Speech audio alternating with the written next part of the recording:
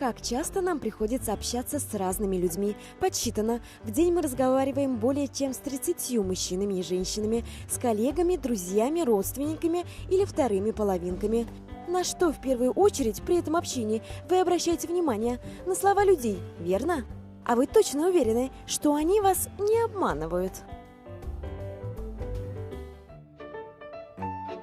Недавно Казань посетила всемирная легенда невербального общения, которая на протяжении 30 лет учит людей понимать друг друга без слов. Приезда Алан Пиза, австрийского писателя, автора 14 бестселлеров, которые изданы в более чем 100 странах мира, ждали многие. Кто же откажется понимать своего собеседника только лишь по его жестам? Как читать человека как открытую книгу и находить контакт с любым собеседником? Об этом и многом другом мистер «Язык телодвижений» рассказывал на 2 лекциях, которые провел в нашем городе. Пусть многие относятся скептически к значению жестов, Алан Пиз в своем мнении непоколебим. Только те, кто умеет читать язык телодвижений, покоряет этот мир. Я занимался бизнесом продаж и маркетинга, и очень часто мне приходилось общаться с людьми, и мне надо было определить по человеку, скажет ли он «да» мне или нет. Потому что, как известно, около 60 до 70% всей информации мы получаем через движение тела. Если вы действительно достигнете в этом хороших результатов, вот в том, что вы будете уметь читать жесты, вы достигнете гораздо большего, чем если вы будете это игнорировать.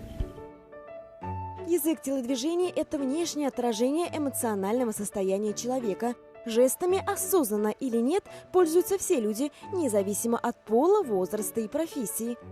Своя излюбленная жестикуляция есть даже у политиков, которые часто выступают на публике и не всегда говорят то, что на самом деле думают. Вот, к примеру, уже несколько исторических жестов.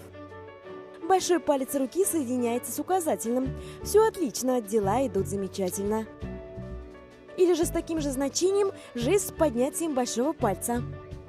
Махание рукой с открытой ладонью. «Я рад вас видеть, я для вас открыт».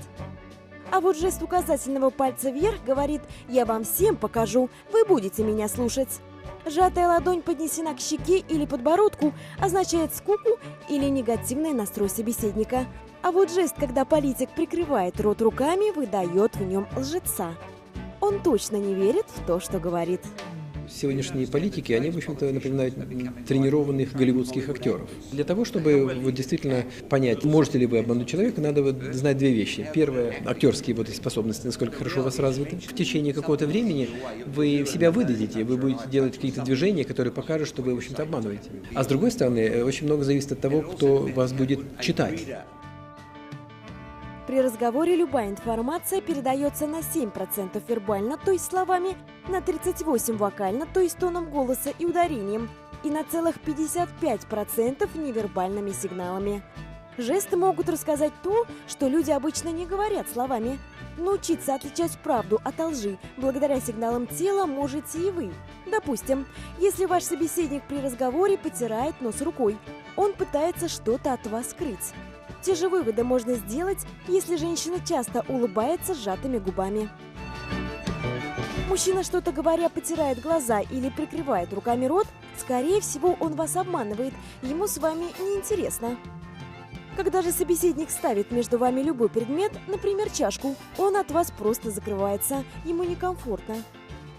Судорожно оттягивает воротник, точно врет, причем боится, что собеседник об этом догадается. Несколько вещей. Прежде всего, это сделать так, чтобы человек был расслаблен. Потому что, когда он расслаблен, гораздо больше шансов в том, что он согласится с вами. Это один из методов, который называется отражение, когда вы дуплицируете движение вашего собеседника. Другой момент – это, когда вы говорите, постарайтесь, чтобы ваши руки были на виду. Это то, что вот мы сейчас делаем с вами. Кивать головой, когда другой собеседник говорит. Помните, всегда нужно оставлять вариант, что у вашего собеседника действительно просто зачесался нос или галстук мешает дышать. И даже если вы распознали в человеке лжеца, не торопитесь его тут же в этом обвинять. Ложь порой бывает во благо. Но если вы хотите, чтобы вам всегда говорили только правду, научитесь для начала сами быть открытыми с людьми. И тогда они, возможно, последуют вашему примеру.